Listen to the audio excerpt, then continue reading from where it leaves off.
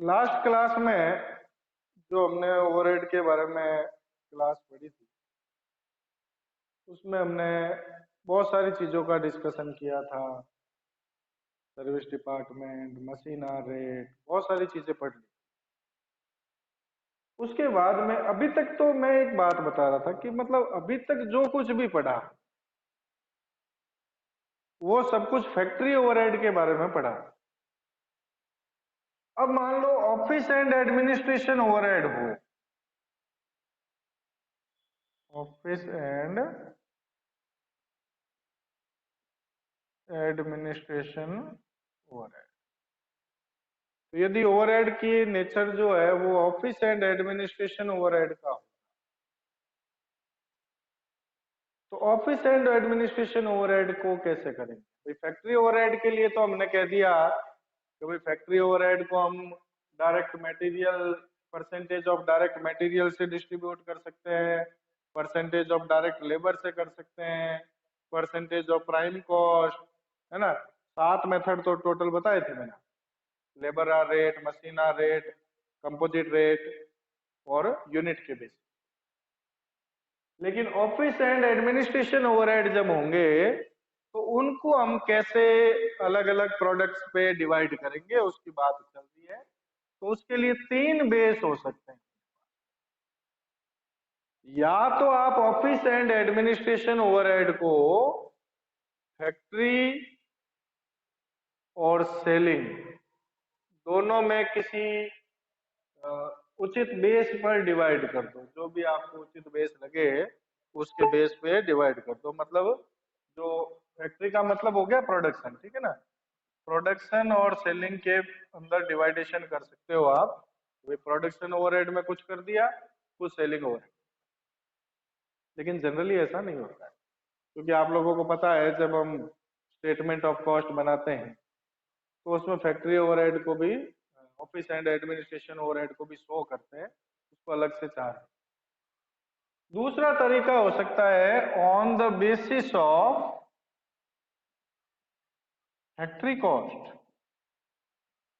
Factory cost के basis पे आप ऑफिस एंड एडमिनिस्ट्रेशन ओवरहेड को अलग अलग प्रोडक्ट्स में डिवाइड करते हैं। ये सबसे बेस्ट माना जाता है वैसे। भाई मान लो आप 5 प्रोडक्ट बना रहे हो, तो 5 के 5 प्रोडक्ट की जो फैक्ट्री कॉस्ट होगी अपनी, 500 प्रोडक्ट की जो फैक्ट्री कॉस्ट होगी, उस फैक्ट्री कॉस्ट के रेशियो में या फैक्ट्री कॉस्ट के परसेंटेज में आप अपने ऑफिस एंड एडमिनिस्ट्रेशन ओवरहेड को divide.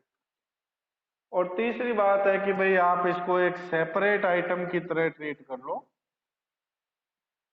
Office and administration overhead को, और सेपरेटली शो कर सकते, सेपरेटली आइटम। और सेपरेट आइटम की तरह ट्रीट करोगे तो फिर इसके लिए जो बेस होंगे, जैसे मान लो ऑफिस का रेंट है, तो रेंट के लिए बेस क्या होता है? एरिया होता है, आपको पता है। तो ऑफिस के रेंट को आप अलग अलग प्रोडक्ट्स में एरिया के रेशियो में डिवाइड कर दो।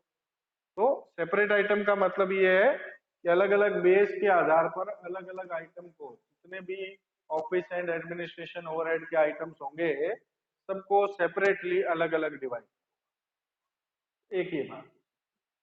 तो ऑफिस एंड एडमिनिस्ट्रेशन ओवरहेड को इन 3 आधार पर हम क्या है कि डिवाइड कर सकते हैं, ठीक है ना। सेलिंग एंड डिस्ट्रीब्यूशन ओवरहेड की बात,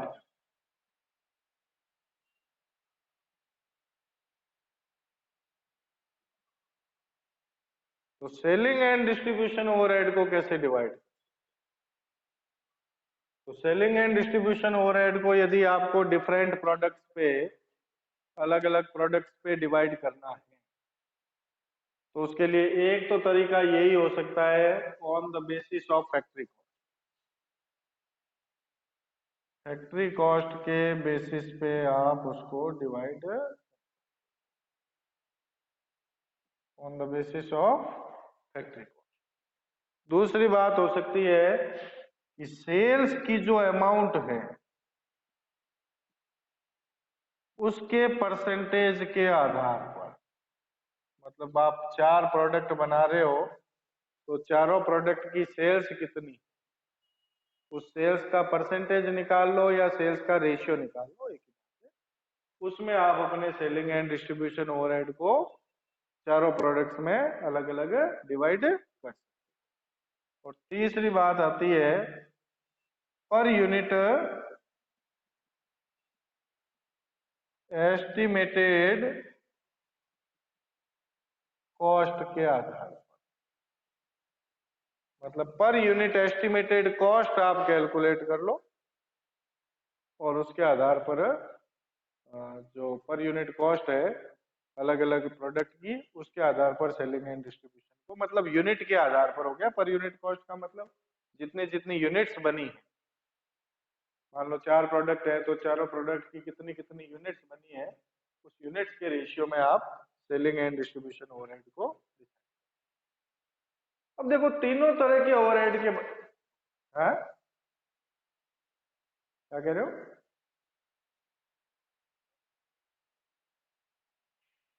आवाज क्लियर नहीं आ रही, क्या कह रहे हो?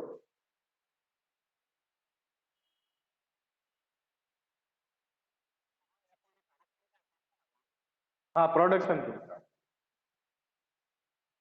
तो तीनों तरह के ओवरहेड्स की हमने बात की है भाई। फैक्ट्री ओवरहेड के लिए बहुत सारे मेथड हमने पढ़े, ऑफिस एंड एडमिनिस्ट्रेशन ओवरहेड के लिए 3 मेथड पढ़े, और सेलिंग एंड डिस्ट्रीब्यूशन ओवरहेड के लिए भी 3।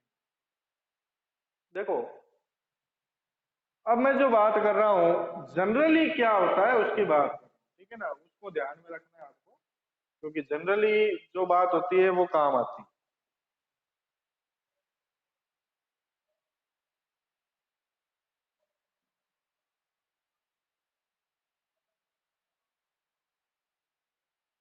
देखो हम ये बात कर रहे हैं जनरली फैक्ट्री ओवरहेड जो है उनको या तो मशीन आर रेट के आधार पर और या लेबर आर रेट के आधार पर, लेबर के आधार पर, डायरेक्ट लेबर डिवाइडेशन किया जाता है। मशीन आर रेट जो मेथड है वो एक साइंटिफिक मेथड माना जाता है, सबसे बेस्ट उसी को माना जाता है। यदि आपकी फैक्ट्री में मशीनों से काम हो रहा है तो आप मशीन आर रेट मेथड के बेस पे फैक्ट्री ओवरहेड को डिस्ट्रीब्यूट कर सकते हो, और मशीनों से काम नहीं हो रहा तो फिर आप लेबर के बेस पे उसको डिस्ट्रीब्यूट। तो आप लोग कई बार प्रैक्टिकल क्वेश्चन जब सॉल्व करते हो तो आप लोगों ने ऐसा पढ़ा भी होगा कि फैक्ट्री ओवरहेड को डायरेक्ट लेबर पे 50% चार्ज करना है या 60% चार्ज करना है। जनरली फैक्ट्री ओवरहेड को डायरेक्ट लेबर पर चार्ज किया जाता है, ठीक है ना। ऑफिस एंड एडमिनिस्ट्रेशन ओवरहेड जो होता है, ऑफिस एंड एडमिनिस्ट्रेशन ओवरहेड को generally factory cost per charge, generally किस पे चार्ज करता है? फैक्ट्री। और सेलिंग एंड डिस्ट्रीब्यूशन ओवरहेड को, सेलिंग एंड डिस्ट्रीब्यूशन ओवरहेड को भी या तो फैक्ट्री कॉस्ट पे चार्ज करते हैं एक फिक्स परसेंटेज से, और या फिर जो सेल्स यूनिट्स है हमारी उसके आधार पर चार्ज करते हैं। तो जनरली जो बात होती है वो मैंने बताई है आपको, बाकी मेथड तो सारे बता दिए आपको कब कैसे काम में आएगा। जनरली ये चीज ध्यान, ज्यादा से ज्यादा यूज इनका ज्यादा यूज, ठीक है ना। उसके बाद में ओवरहेड के चैप्टर में एक बहुत ही इंपॉर्टेंट टॉपिक और होता है अपना,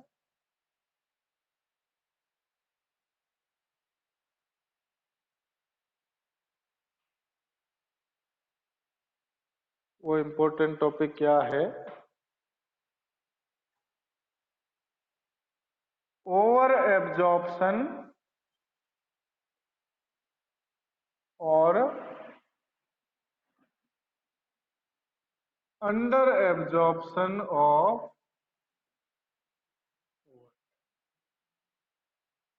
ओवरहेड का ओवर एब्जॉर्प्शन या अंडर एब्जॉर्प्शन। ओवर एब्जॉर्प्शन का मतलब क्या है और अंडर एब्जॉर्प्शन का मतलब क्या है? सबसे पहली बात तो ये है कि आप सबको मालूम है, आप सबको बता भी रखा है, कॉस्ट अकाउंटिंग अपने हिसाब से चलती है, फाइनेंशियल अकाउंटिंग अपने हिसाब से। फाइनेंशियल अकाउंटिंग जो चलती है वो हमेशा चलती है एक्चुअल के बेस पर। मतलब फाइनेंशियल अकाउंटिंग में ये देखा जाता है कि भाई एक्चुअल में खर्चा कितना हुआ। ठीक है ना, फाइनेंशियल अकाउंटिंग में ये देखते हैं कि भाई एक्चुअल में खर्चा कितना हुआ वो लिखते हैं। फाइनेंशियल अमाउंट अकाउंटिंग में हमेशा एक्चुअल अमाउंट लिखते हैं। कॉस्ट अकाउंटिंग जो होती है, कॉस्ट अकाउंटिंग एक्चुअल पर बेस्ड नहीं होता है, एस्टिमेट पर बेस्ड होता है जनरली। अब आप कहोगे एस्टिमेट पर यदि बेस्ड होता है तो उसमें लगभग सारी चीजें एस्टिमेट पर ली जाती है। जैसे अभी थोड़ी देर पहले मैंने बताया भाई, direct material, direct labour, direct expensive, ये तो कॉस्ट अकाउंटिंग में भी एक्चुअली लेते हैं।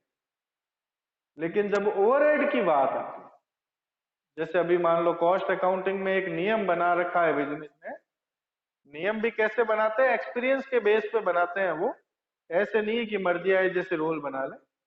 एक्सपीरियंस के बेस पे एक नियम बना दिया तो भाई फैक्ट्री ओवरहेड जो है वो लेबर का 50% लगता है अपना।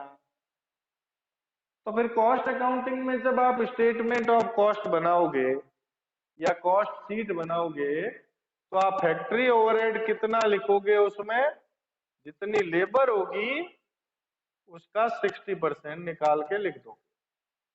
ये तो एस्टिमेटेड हुआ। और फाइनेंशियल अकाउंटिंग में आप एक्चुअल अमाउंट लिखो। अब मान लो यहाँ लेबर है, आपको कोई प्रोडक्ट है उसकी लेबर है 2 लाख, 2 लाख का 60% आपने कॉस्ट अकाउंटिंग में फैक्ट्री ओवरहेड लिख दिया 1,20,000। लेकिन फाइनेंशियल अकाउंटिंग में एक्चुअल अमाउंट वही है, मान लो 1,25,000।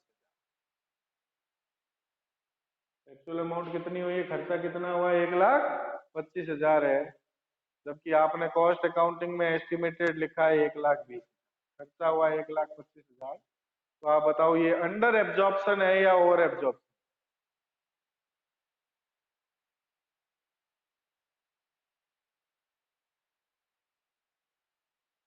इसको आप अंडर एब्जॉर्प्शन कहोगे या ओवर एब्जॉर्प्शन?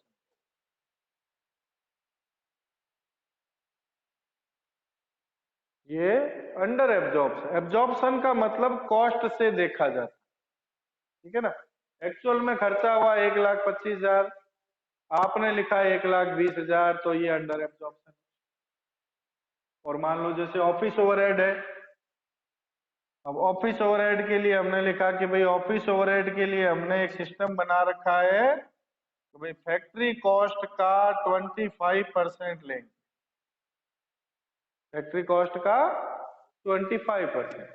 अब मान लो फैक्ट्री कॉस्ट आई है 2,50,000 रुपए।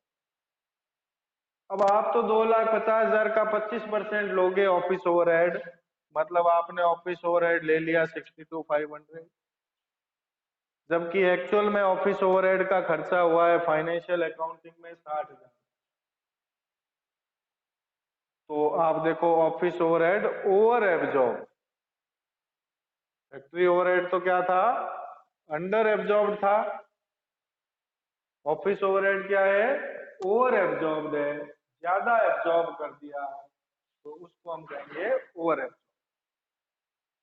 अब वैसे तो क्या होता है कि इनका जो फाइनेंशियल अकाउंटिंग और कॉस्ट अकाउंटिंग में ये जो अंडर एब्जॉर्प्शन होता है और ओवर एब्जॉर्प्शन होता है, या और भी बहुत सारी ऐसी चीजें होती है जिसके कारण से फाइनेंशियल अकाउंटिंग का प्रॉफिट अलग आता है और कॉस्ट अकाउंटिंग का प्रॉफिट अलग आता है।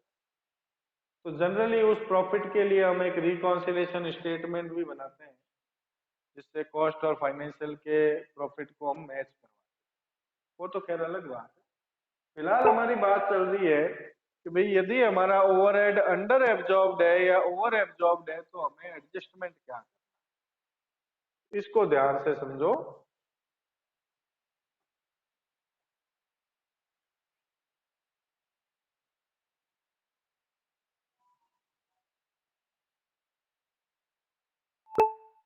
देखो, यदि आपका ओवरहेड अंडर एब्जॉर्ब्ड है या ओवर एब्जॉर्ब्ड है, तो सबसे पहले तो आप ये देखोगे कि जो अंतर आ रहा है, डिफरेंस आ रहा है, वो कितने रुपए का है। यदि डिफरेंस की जो अमाउंट है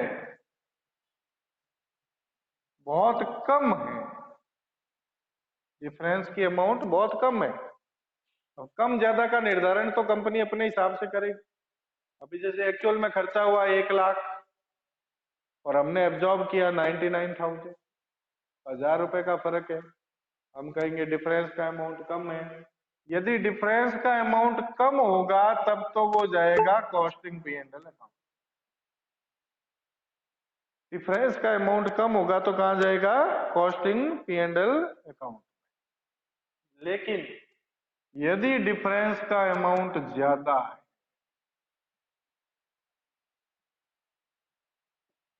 अब फाइनेंशियल अकाउंटिंग में लिख रहे हो 1 लाख और एब्जॉर्ब हो रहा है 60,000, 40,000 का डिफरेंस, 1 लाख की अमाउंट में 40,000 का डिफरेंस आता है, तो डिफरेंस तो ज्यादा ही है ना। तो यदि डिफरेंस का अमाउंट ज्यादा होगा ना, तो उस केस में आप देखोगे कि भाई ये डिफरेंस क्यों आ रहा है।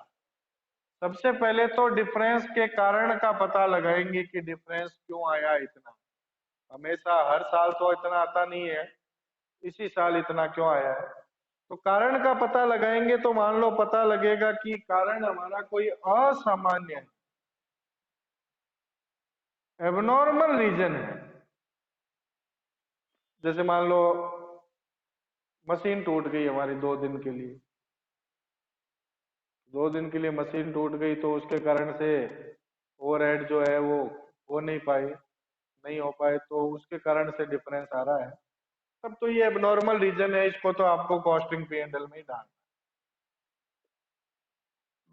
लेकिन यदि डिफरेंस का अमाउंट का कारण हमारी गलत पॉलिसी है, मतलब हमने जो पॉलिसी बना रखी है वो मान लो गलत साबित हो रही है हमारी। मान लो हम हमेशा फैक्ट्री ओवरहेड जो है वो लेबर का 50% लेते हैं, लेकिन अब फैक्ट्री ओवरहेड 60% होने लग गया है हमारा। 60% हो गया तो फिर 60 लेना चाहिए आपको।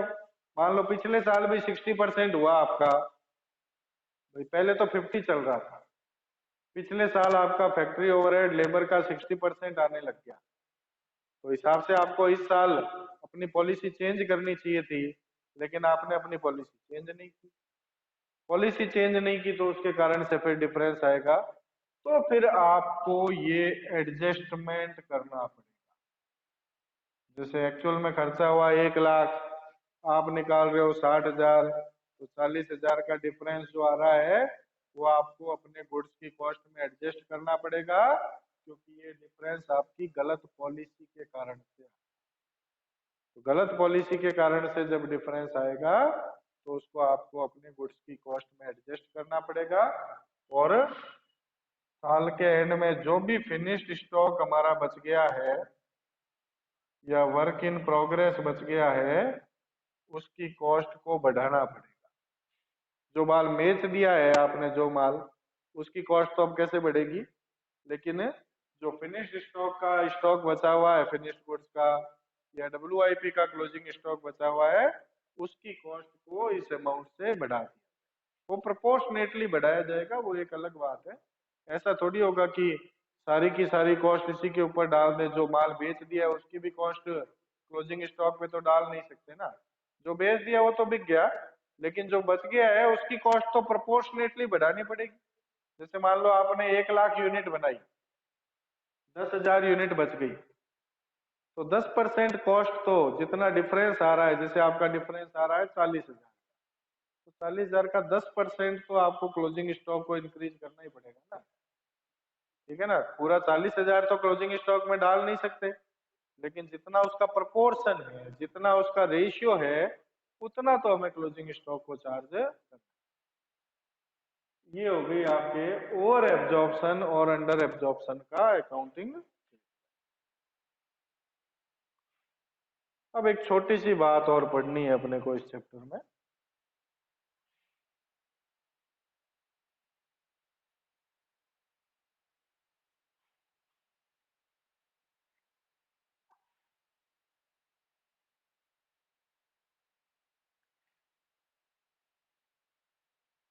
छोटी सी बात ये है कि भाई जो हम ओवरहेड का एब्जॉर्प्शन करते हैं, एब्जॉर्प्शन जो करते हैं वो दो तरह से कर सकते हैं, टू टाइप्स। पहला तरीका तो हमने पढ़ा ही है अभी, विभागीय दरों के रूप, डिपार्टमेंटल रेट्स के रूप।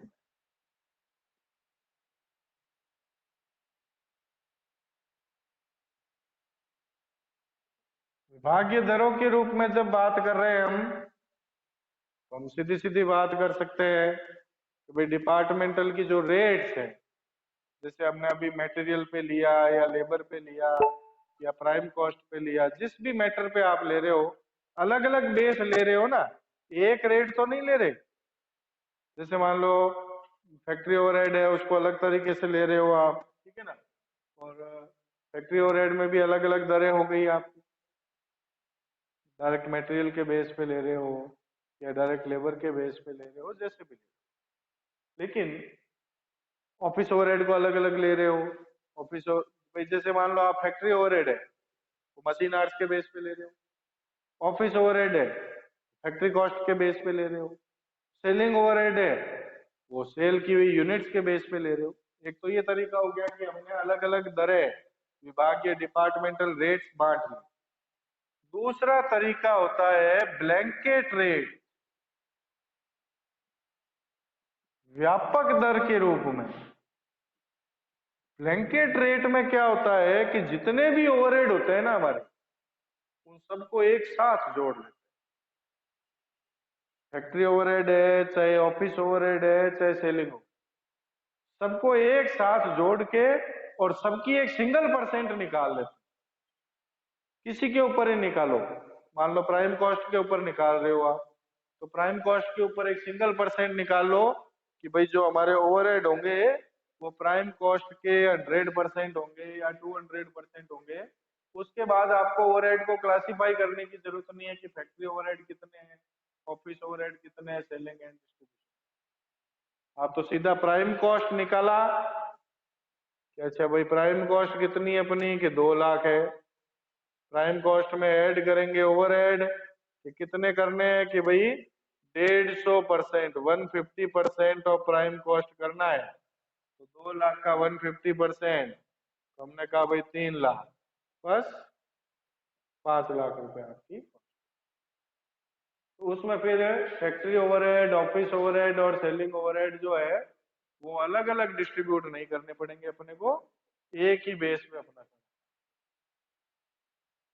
और डिपार्टमेंटल रेट्स में करेंगे तब सारे अलग अलग कर ही रहे। तो ये एक छोटा सा पॉइंट और था जो हमने सॉल्व किया, ठीक है।